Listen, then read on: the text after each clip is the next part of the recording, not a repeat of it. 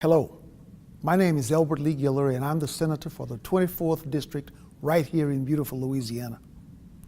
Recently I made what many are referring to as a bold decision to switch my party affiliation to the Republican Party.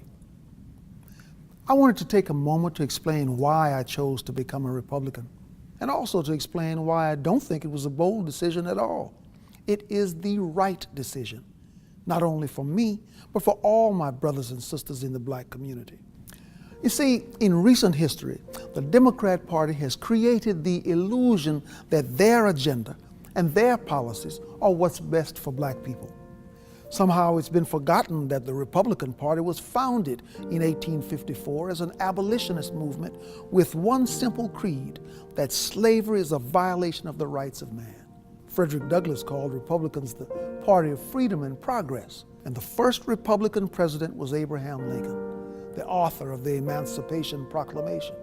It was Republicans in Congress who authored the 13th, 14th, and 15th Amendments, giving former slaves citizenship, voting rights, and due process of law. The Democrats, on the other hand, were the party of Jim Crow. It was Democrats who defended the rights of slave owners. It was the Republican President Dwight Eisenhower who championed the Civil Rights Act of 1957. But it was the Democrats in the Senate who filibustered the bill. You see, at the heart of liberalism is the idea that only a great and powerful big government can be the benefactor of social justice for all Americans.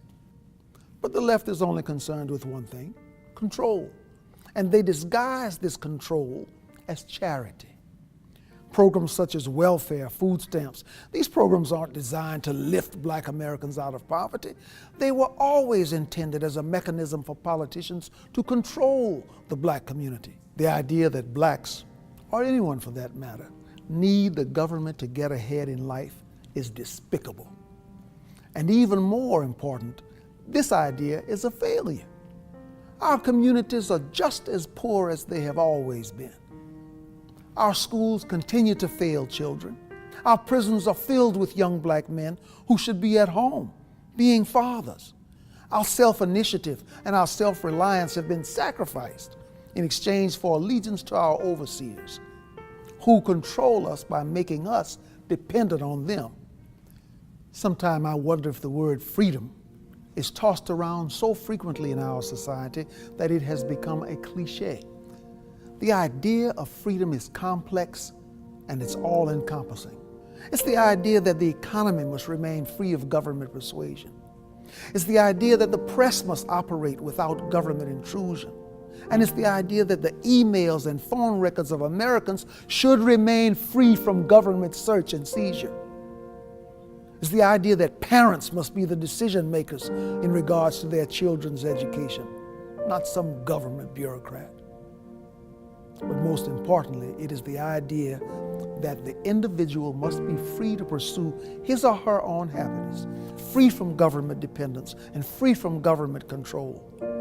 Because to be truly free is to be reliant on no one other than the author of our destiny. These are the ideas at the core of the Republican Party, and it is why I am a Republican. So my brothers and sisters of the American community, please join with me today in abandoning the government plantation and the party of disappointment, so that we may all echo the words of one Republican leader who famously said, "Free at last, free at last. Thank God Almighty, we are free at last."